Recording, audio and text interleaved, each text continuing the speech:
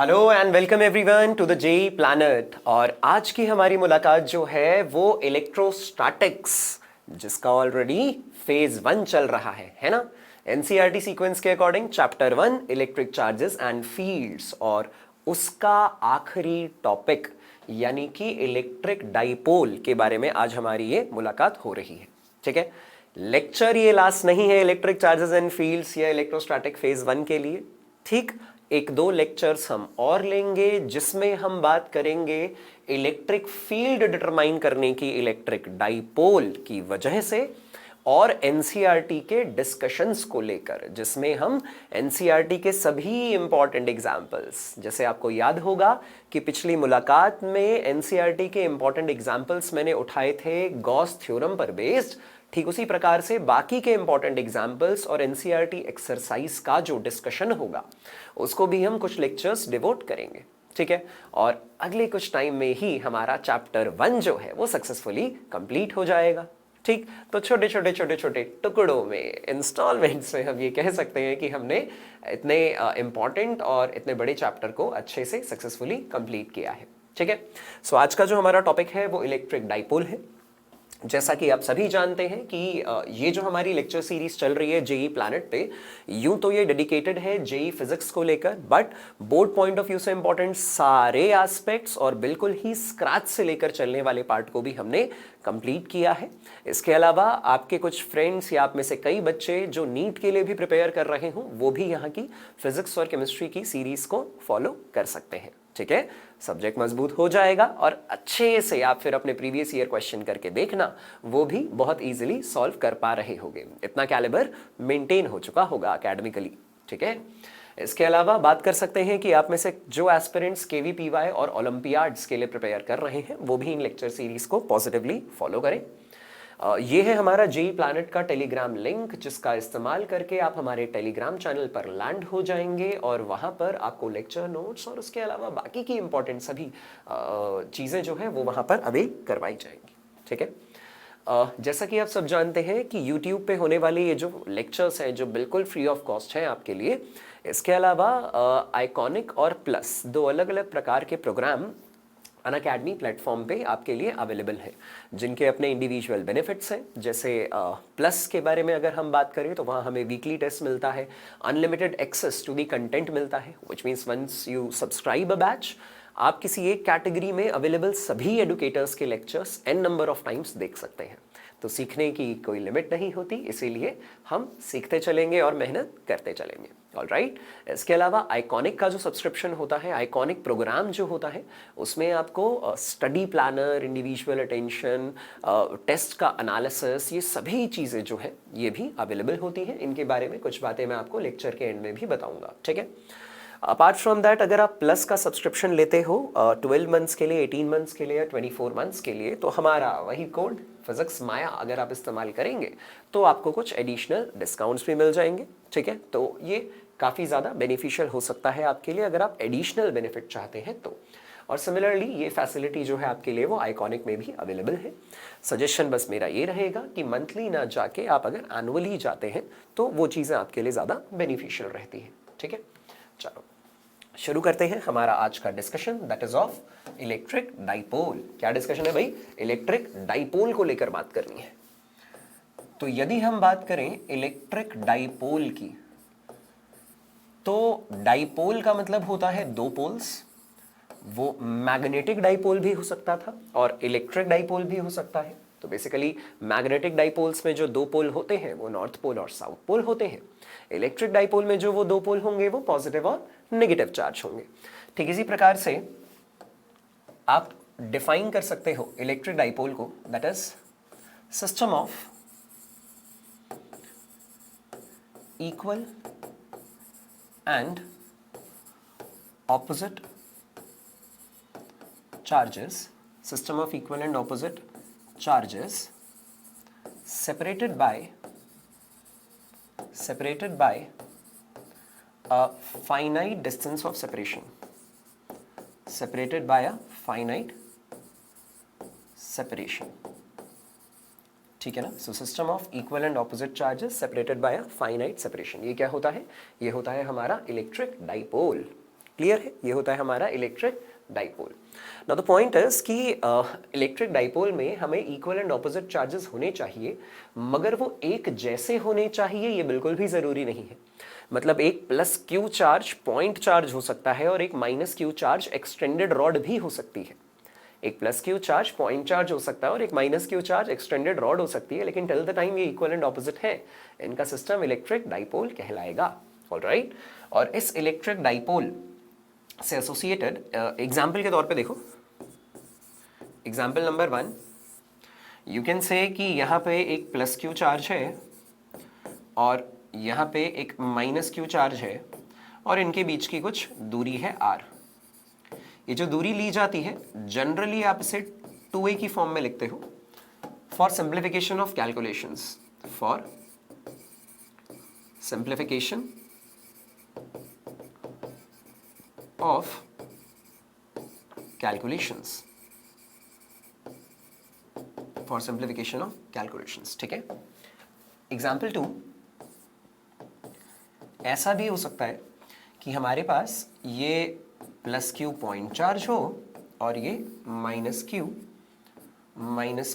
Uniformly charge rod हो। ठीक है, इनके बीच की कुछ दूरी दे रखी है, let it be D.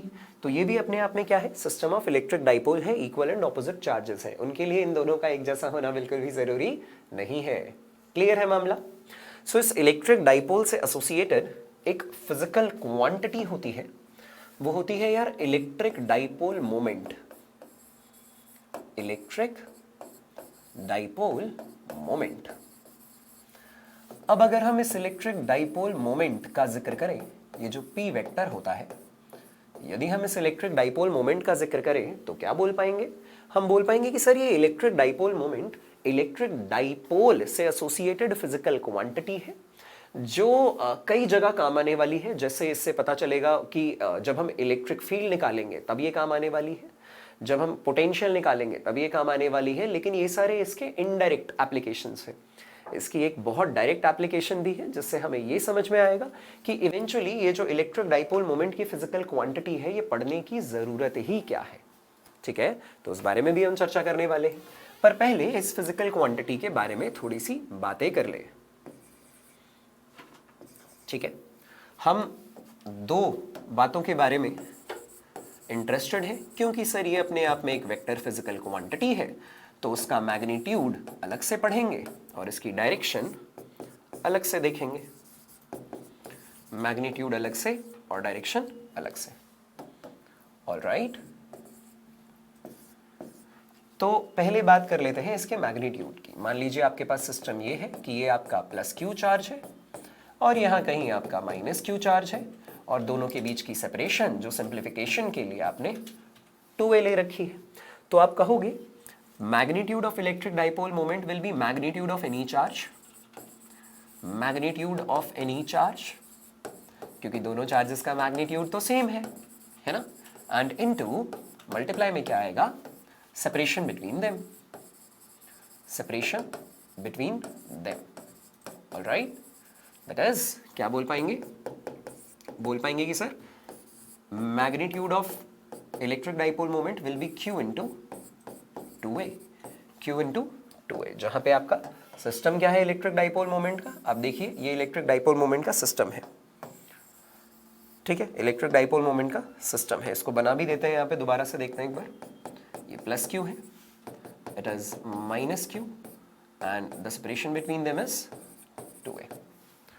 Alright, तो ये है हमारा इलेक्ट्रिक डाइपोल, और जो इसकी डायरेक्शन होती है ना यार, वो नेगेटिव से पॉजिटिव होती है। डायरेक्शन क्या हो जाएगी? डायरेक्शन को यूनिट वेक्टर से रिप्रेजेंट करते हैं ना, कैप वाला वेक्टर, यूनिट वेक्टर।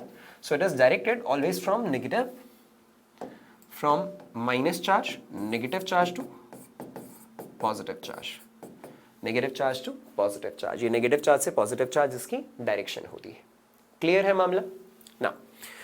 अब आपको डिफरेंट कॉन्फ़िगरेशंस में इलेक्ट्रिक डाइपोल मोमेंट निकालने के लिए कहा जाएगा।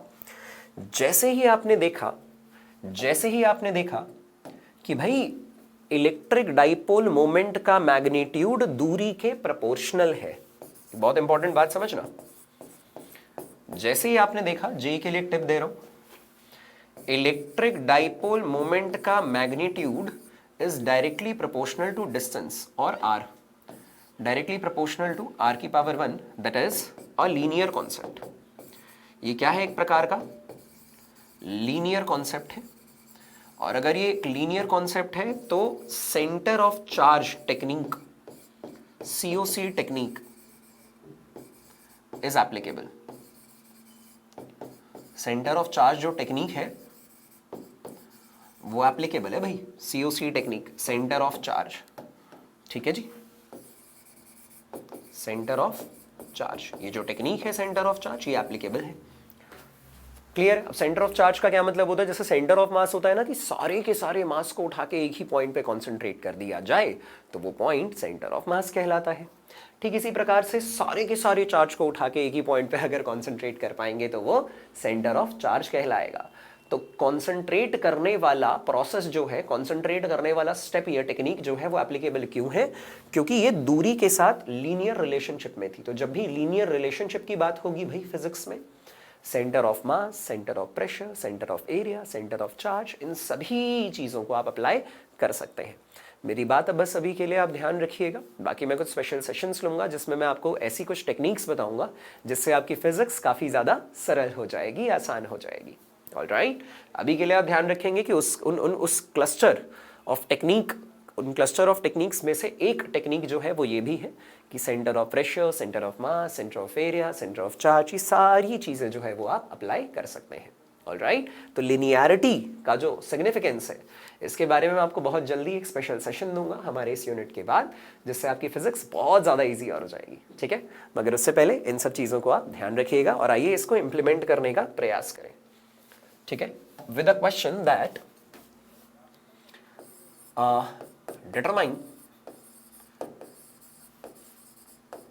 Determine the electric dipole moment, जो कि अपने आप में एक वेक्टर फिजिकल क्वांटिटी है। Determine the electric dipole moment for the following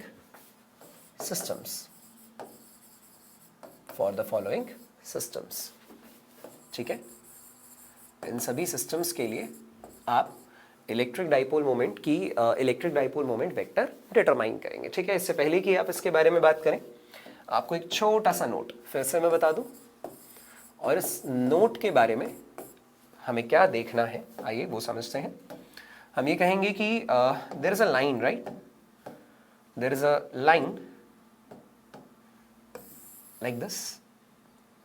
ये लाइन ऐसी है, ये लाइन ऐसी है जो दोनों डाइपोल के दोनों चार्जेस जो हैं प्लस क्यू और माइनस क्यू, उनको ज्वाइन कर रही है, प्लस क्यू और माइनस क्यू। तो एक ऐसी लाइन जो दोनों चार्जेस से पास कर रही हो, या इनमें से कोई बॉडी अगर एक्सटेंडेड है और आपने सेंटर ऑफ चार्ज लगाया और एक पॉइंट पे उसका सारा का सारा चार्ज केंद्रित कर दिया, कॉन्सेंट्रेट कर दिया, तो उस पॉइंट और इस पॉइंट चार्ज, उस कॉन्सेंट्रेटेड पॉइंट और इस पॉइंट चार्ज से पास होने वाली लाइन जो है वो लाइन इमेजिन करनी है, और ये लाइन कहलाती है एक्सियल लाइन। एक्सियल लाइन कहिए, या इसी को आप बोल सकते हैं axis of dipole. Axial line या एक्सिस ऑफ डाइपोल।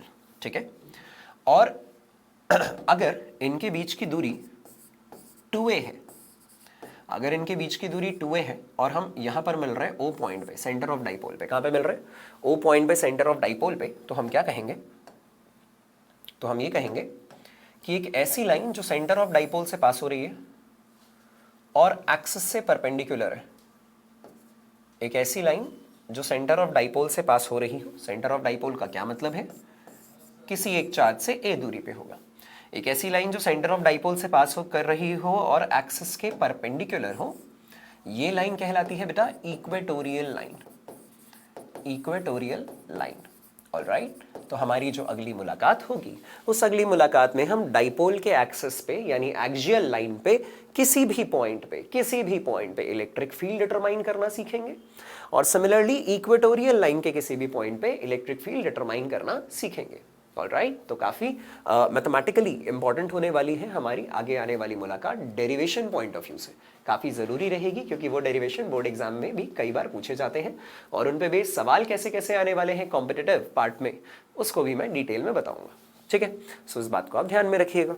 तो चलिए, आज की क्लास का आखिरी फेज मैंने आपको बता दिया कि देखिए हम ये पढ़ेंगे हमारी अगली मुलाकात में, लेकिन जो बीच में आज का टारगेट है उसको कंप्लीट करते हैं कि इलेक्ट्रिक डाइपोल मोमेंट जो एक वेक्टर फिजिकल क्वांटिटी है, इसे डिटरमाइन करना सीखते हैं अलग अलग केसेस के लिए, अलग अलग केसेस के लिए। ऑलराइट, सो पहला केस क्या है, हमने ये कहा कि हमारे पास ये प्लस क्यू चार्ज है, ये माइनस क्यू चार्ज है, दोनों के बीच की दूरी आर नॉट है, तो इसका इलेक्ट्रिक डाइपोल मोमेंट बताना है।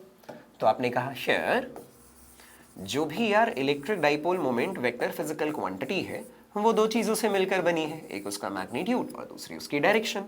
मैग्नीट्यूड को क्या लिखेंगे, magnitude of any charge into दोनों के बीच की दूरी, magnitude of any charge into separation between them. तो दोनों के बीच की दूरी कितनी है यार, आर नॉट है, दोनों के बीच की दूरी कितनी है, आर नॉट, तो ये तो रहा magnitude Q into R naught. Direction क्या होगी, नेगेटिव से पॉजिटिव, डायरेक्शन क्या होगी भाई, minus Q to plus Q, तो ये वाली डायरेक्शन कौन सी होती है, minus Q to plus Q, this is minus I cap. ये वाली डायरेक्शन कौन सी होती है, माइनस आई कैप। याद है ना, याद है, X axis, Y axis, Z axis and that's the origin. Direction लिखने का प्रयास करें तो ये बोलेंगे कि भाई इधर तो आएगा आई कैप, इधर आएगा माइनस आई कैप, यहां पर आ जाएगा जे कैप और यहां आ जाएगा माइनस जे कैप, इधर आ जाएगा के कैप और इधर आ जाएगा माइनस के कैप। है ना, बात समझ में आई? तो इस हिसाब से आप इसको डील कर सकते हो। ठीक है, तो अभी गिवन डायरेक्शन कौन सी है बेटा, माइनस आई कैप है। Alright, now let's move on to the next part, number 2। ये तो स्ट्रेट फॉरवर्ड था यार। अब की बार क्या है कि यहाँ पे सिस्टम हमारे पास कुछ ऐसा है कि that's a uniformly charge rod. ये अपने आप में एक यूनिफॉर्मली चार्ज्ड रॉड है। तो यार अगर यूनिफॉर्म बॉडी का सेंटर ऑफ मास उसके ज्योमेट्रिकल सेंटर पे होगा तो यूनिफॉर्मली चार्ज रॉड का सेंटर ऑफ चार्ज भी तो उसके ज्योमेट्रिकल सेंटर पे ही होगा। So that's a uniformly charged rod, charge इसके ऊपर माइनस क्यू है, लेंथ इसकी एल है, और यहां से डी नॉट दूरी apart there is a point charge plus Q, और आपको बताना है कि इस सिस्टम का इलेक्ट्रिक डाइपोल मोमेंट क्या होगा। तो आप बोलेंगे शेयर, शेयर देखो व्हाट यू कैन राइट, आप बोल सकते हैं कि ये जो माइनस क्यू चार्ज है इसके ऊपर, minus minus minus minus minus minus, and this दूरी इज डी नॉट, यहां प्लस क्यू चार्ज कॉन्सेंट्रेटेड है, यहां माइनस क्यू चार्ज है, और आप बोलेंगे कि इसका सेंटर ऑफ चार्ज जो है वो उसके ज्योमेट्रिकल सेंटर पे होगा। सेंटर ऑफ चार्ज इसके ज्योमेट्रिकल सेंटर पे क्यों होगा, क्योंकि ये यूनिफॉर्मली चार्ज्ड है, यूनिफॉर्मली चार्ज्ड है। So what you can say here, so electric dipole moment vector जो कि मैग्नीट्यूड के साथ साथ डायरेक्शन आ जाएगी, तो मैग्नीट्यूड, मैग्नीट्यूड कैसे लिखेंगे यार, magnitude of any charge Q into दोनों के बीच की दूरी, that is D not plus L by two, magnitude of any charge Q into D not plus L by two, और साथ में क्या हो जाएगा उसकी डायरेक्शन, डायरेक्शन क्या है, नेगेटिव से positive, it is I cap, negative से positive minus Q to plus Q, ये वाली डायरेक्शन हो जाएगी यार आई कैप, ये वाली डायरेक्शन आई कैप। बात क्लियर है? Alright, so Q into D not plus L by two और ये आई कैप, ऐसे निकल कर आ जाएगा हमारा इलेक्ट्रिक डाइपोल मोमेंट वेक्टर। ठीक है, चलिए आगे बात करते हैं। तो मैग्नीट्यूड भी हो गया और डायरेक्शन भी हो गई। बात कर लेते हैं अगले सवाल की, बात नंबर 3। अगला सवाल क्या है, अगला सवाल ये है कि हमारे पास एक ट्राइंगल है, ठीक, और इस ट्राइंगल के 3 कॉर्नर्स पे चार्जेस पड़े हुए हैं। ये है प्लस क्यू चार्ज, ये भी है प्लस क्यू चार्ज, और ये है माइनस 2 क्यू चार्ज। ठीक है, एच सी वर्मा वाले क्वेश्चन है ये। ठीक, तो जेई वाले प्रीवियस ईयर क्वेश्चन भी, एचसीवी, डीसी पांडे, ये वाले जो बुक्स आती हैं स्टैंडर्ड बुक्स, इन वाले क्वेश्चंस भी, एरोडोव क्रोटोव के कुछ सवाल भी, और जितने भी जेई के प्रीवियस ईयर क्वेश्चन हैं वो भी, इन सभी क्वेश्चंस का एक क्लस्टर हम हमेशा की तरह क्लास में लेते हुए चल रहे हैं कि किस तरीके के सवाल एग्जाम में अक्सर पूछे जा सकते हैं। ठीक है, सो -2q + q और टाइप ऑफ ट्राइंगल आइडेंटिफाई करो बेटा। ये 60 डिग्री है, ये दोनों साइड्स बराबर है, इस साइड की लेंथ l दी हुई है। कौन सा ट्राइंगल है? कौन सा ट्राइंगल है? कौन सा ट्राइंगल है? जी हाँ, इक्विलेटरल ट्राइंगल है। ये दोनों साइड्स बराबर है तो इनके ऑपोजिट एंगल्स भी बराबर होंगे और आप कहोगे type of triangle is equilateral, equilateral triangle. Now system का ना इलेक्ट्रिक डाइपोल मोमेंट बताना है, सिस्टम का इलेक्ट्रिक डाइपोल मोमेंट बताना है और कुछ वेक्टर से रिलेटेड चीजें आपको याद दिला दी जाए। देखिए, आप ये कह सकते हैं कि अगर आपको रैंडम वेक्टर्स की डायरेक्शन लिखनी हो ना, वो भी एक्स वाई प्लेन में, तो देखो तुम कैसे लिख सकते हो। एक्स एक्सिस है, ये वाई एक्सिस है, ये ओरिजिन है। ठीक है, एक वेक्टर ए वेक्टर है जो ये एंगल अल्फा बना रहा है और मुझे ना ए कैप लिखना है। क्या लिखना है? A cap. मैं कैसे लिखूंगा? मैं बोलूंगा कि ये जो ए कैप होगा, देखो यूनिट वेक्टर लिखना है ना, रैंडम वेक्टर्स की डायरेक्शन लिखनी है एक्स वाई प्लेन में। ठीक, ये जो ए कैप होगा ये कैसे लिखा जाएगा? इस ए वेक्टर का cos alpha component I cap में आएगा और sine alpha component J cap में आएगा यकीनन। तो आप बोलेंगे cos alpha I cap plus sine alpha J cap.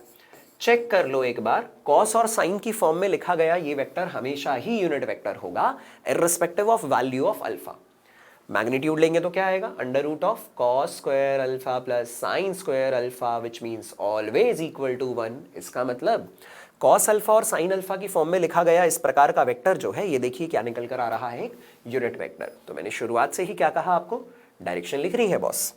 ठीक इसी प्रकार से अगर आप ये बोलेंगे कि मान लीजिए ये एक बी वेक्टर है making this angle beta with Y axis, तो रूल ये नहीं कहता वेक्टर रेजोल्यूशन का कि हॉरिजॉन्टल में कॉस कंपोनेंट और वर्टिकल में साइन।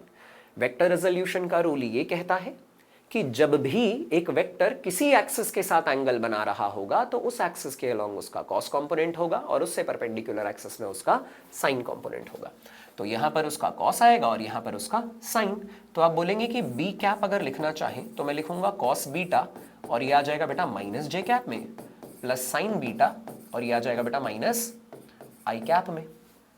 कॉस बीटा माइनस जे कैप में और sign beta minus I cap में। कॉस बीटा माइनस जे कैप में और sign beta minus I cap में। क्लियर है मामला?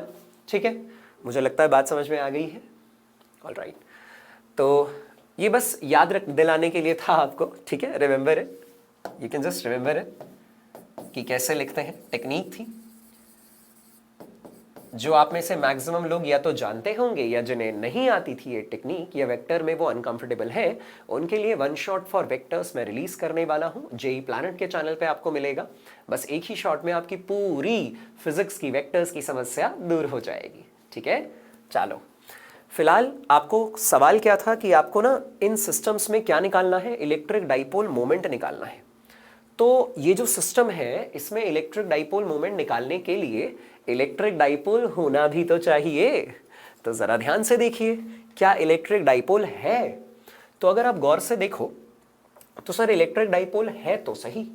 कैसे भाई? ये दोनों इक्वल है मगर ऑपोजिट नहीं, तो ये आपस में इलेक्ट्रिक डाइपोल नहीं है। ये दोनों ऑपोजिट है मगर इक्वल नहीं, तो ये भी इलेक्ट्रिक डाइपोल नहीं है। ये दोनों ऑपोजिट है मगर इक्वल नहीं, तो ये भी इलेक्ट्रिक डाइपोल नहीं है। तो देख के तो डायरेक्टली पता नहीं चल रहा कि इलेक्ट्रिक डाइपोल है, ऐसा लग रहा है इलेक्ट्रिक डाइपोल है ही नहीं। लेकिन इसको करने के ना दो तरीके हो सकते हैं। तरीका नंबर एक, ध्यान से समझिएगा। तरीका नंबर एक, आप ये कह सकते हैं कि सर हमारे पास जो system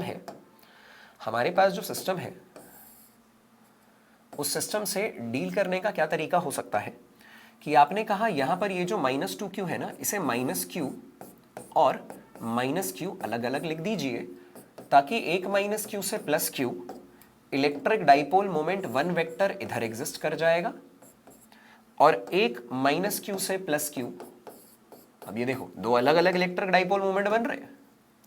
electric dipole moment vector P2 vector इधर एग्जिस्ट कर जाएगा, मेकिंग दिस एंगल एज 60 डिग्री। बीच का एंगल कितना है? 60 डिग्री। तो आप कहोगे कि सर ऐसा है, इलेक्ट्रिक डाइपोल मोमेंट 1 का जो मैग्नीट्यूड है वो कितना होगा? वो होगा Q इंटू एल। क्या हो जाएगा? Q into L. ठीक है। और इलेक्ट्रिक डाइपोल मोमेंट जो दूसरा आएगा, मैं दोनों का ही मैग्नीट्यूड दिखा देता हूं आपको। देखिए दोनों का ही मैग्नीट्यूड कितना आ जाएगा? Q into L. दोनों का ही मैग्नीट्यूड कितना आ जाएगा भाई? Q into L. तो यदि ऐसा है तो व्हाट वी कैन से, हम बोल पाएंगे कि जो P नेट निकल कर आएगा, P नेट वेक्टर का मैग्नीट्यूड निकल कर आएगा, वो आ जाएगा अंडर रूट ऑफ क्या ना इसे P नॉट, क्या नाम रख देते हैं इसका जो दोनों बराबर है? P not. तो आप बोल सकते हैं दो वेक्टर्स जिनका मैग्नीट्यूड बराबर है, इनका रिजल्टेंट क्या आएगा? Under root of mod A square plus mod B square plus 2 mod A mod B cos theta. So you will say P naught square plus 2 into P naught cos 60 degrees. Solve करते हैं यार इसको। तो ये आ जाएगा under root of P naught square plus 2P naught square, that is 2P naught square plus 2P naught square. Cos 60 की value बेटा 1/2 होती है, 2 से 2 कट गया, ये √3 टाइम्स P नॉट आया, यानी √3 टाइम्स Q इंटू एल आया। √3 टाइम्स Q इंटू एल आया, ये आ गया मैग्नीट्यूड। लेकिन सर डायरेक्शन लिखने का प्रयास करें तो कहेंगे दो बराबर के वेक्टर हैं, तो ये जो डायरेक्शन होगी वो एग्जैक्टली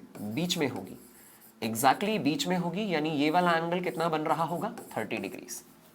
अगर ये वेक्टर बड़ा होता तो रिजल्टेंट इसकी तरफ ज्यादा झुकता, अगर वो वेक्टर बड़ा होता तो रिजल्टेंट उसकी तरफ ज्यादा झुकता। याद है ना? अगर कंफर्टेबल नहीं हो तो क्या देखना है? One shot vectors.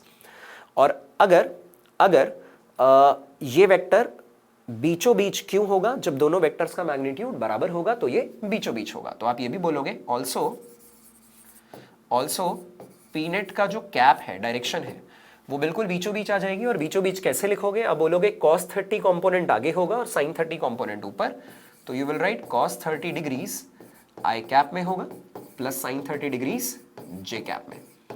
cos 30 degrees I cap में है प्लस sin 30 डिग्रीज जे कैप में।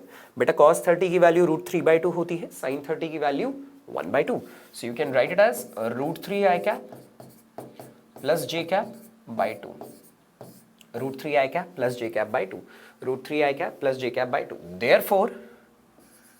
देयरफॉर फाइनली जवाब लिखना अगर आप चाहें P नेट वेक्टर, तो आप लिखेंगे कि P नेट के मैग्नीट्यूड को मल्टीप्लाई कर दीजिए बेटे उसके डायरेक्शन के साथ। ठीक है ना? ऐसे ही लिखते हैं, रिप्रेजेंटेशन का तरीका ये रहता है। तो मैग्नीट्यूड है बेटा √3QL,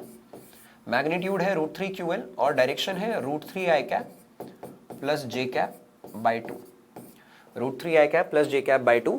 तो ये मैग्नीट्यूड सेपरेटली लिखा है और डायरेक्शन देखिए सेपरेटली लिखी है। ठीक है, क्लियर है मामला? तो ये वेक्टर्स की डायरेक्शन लिखने पर बेस्ड एक छोटा सा सवाल था, और ये इसको करने का तरीका नंबर 1 है बॉस। क्लियर है?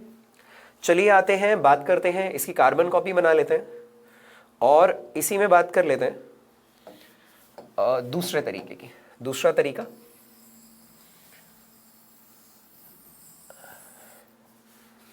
देखिए अब क्या करना है, तरीका नंबर 2 देखते हैं। तरीका नंबर 2 क्या है यार? तरीका नंबर 2 ये है सर, मान लीजिए आपने ट्राइंगल बनाया और आपने कहा कि यहां आपके पास माइनस क्या है, 2Q चार्ज था, यहां प्लस Q था और यहां प्लस Q था। यदि मैं आपसे पूछूं आपका प्लस Q और प्लस Q का सेंटर ऑफ चार्ज क्या होगा? पिछले मेथड में आपने क्या किया, -2Q को 2 हिस्सों में स्प्लिट किया। अब के वाले मेथड में आप क्या करेंगे, प्लस Q और प्लस Q को कंबाइन करेंगे। तो क्योंकि ये बराबर के चार्जेस हैं, इनका सेंटर ऑफ चार्ज एग्जैक्टली बीचों बीच होगा, और इसमें प्लस Q और प्लस Q को उठा के कॉन्सेंट्रेट मारेंगे तो ये प्लस 2Q हो जाएगा, ऑलराइट। और अगर मैं यहाँ इस पॉइंट को ज्वाइन करूं तो इक्विलेटरल ट्राइंगल की प्रॉपर्टी होती है कि ऑपोजिट वर्टेक्स से अगर मिड पॉइंट ऑफ साइड को ज्वाइन करोगे तो ये 90 डिग्री पे होगा। और यदि ये 90 डिग्री पे होगा तो चाहे तो इसमें ट्रिग्नोमेट्री लगा लो, ट्रिग्नोमेट्री लगा लो, या इसमें पाइथागोरस थ्योरम लगा लो कि ये L है, ये L/2 है, तो कुल मिला के ये √3L/2 हो जाएगा।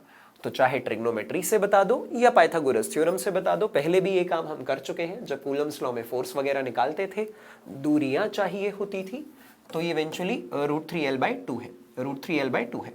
तो आप बोलोगे ठीक है, माइनस चार्ज से पॉजिटिव चार्ज तक ये रही इलेक्ट्रिक डाइपोल मोमेंट की डायरेक्शन, ठीक है, इलेक्ट्रिक डाइपोल मोमेंट की डायरेक्शन, और डिस्टेंस ले लेंगे ये वाला। तो बोलेंगे शेयर जो इलेक्ट्रिक डाइपोल मोमेंट जो इलेक्ट्रिक डाइपोल मोमेंट मैग्नीट्यूड है, पूरा का पूरा वेक्टर लिखते हैं, देखिए ये आएगा मैग्नीट्यूड इनटू डायरेक्शन। पिछली बार इस -2q को स्प्लिट किया था, इंडिविजुअल रखे थे वेक्टर्स, फिर उनका रिजल्टेंट लिया था। अब इन दोनों प्लस क्यू को उठा के कॉन्सेंट्रेट मार रहे हैं और directly centre of charge technique का इस्तेमाल करके डाइपोल मोमेंट निकाल रहे हैं।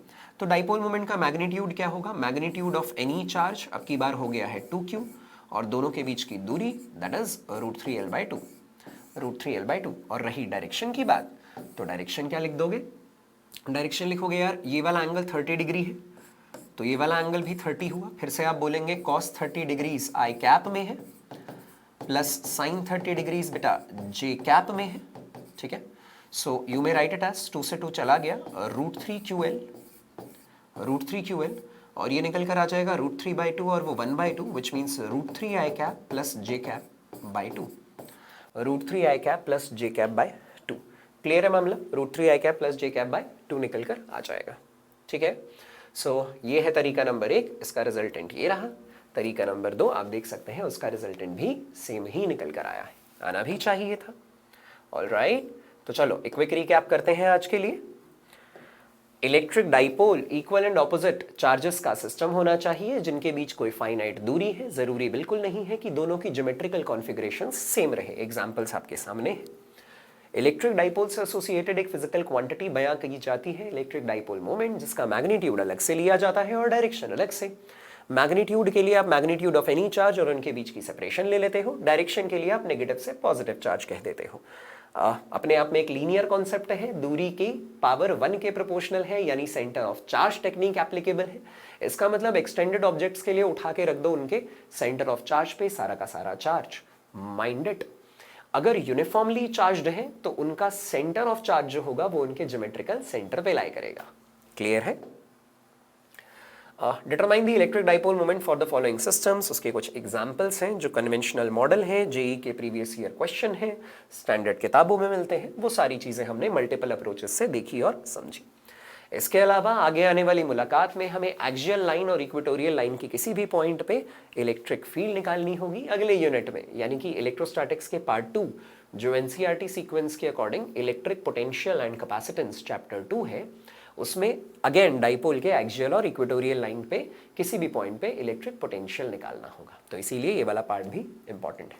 ठीक है, कंटेंट में आज के लिए इतना ही। जेई प्लैनेट का लिंक यूज करके आप हमारे टेलीग्राम चैनल पर लैंड कर सकते हैं, जहां पे आपको क्लास नोट्स और इंपॉर्टेंट चीजें उसके अलावा मिल जाएगी। प्लस और आइकॉनिक के बारे में मैंने आपको पहले भी बताया था, एक बार फिर से देखते हैं। प्लस कोर्स का इस्तेमाल करके आपको live classes, weekly test, unlimited access मिलेगा। Once you get into the category you can learn from multiple educators, multiple teachers and N number of times, right.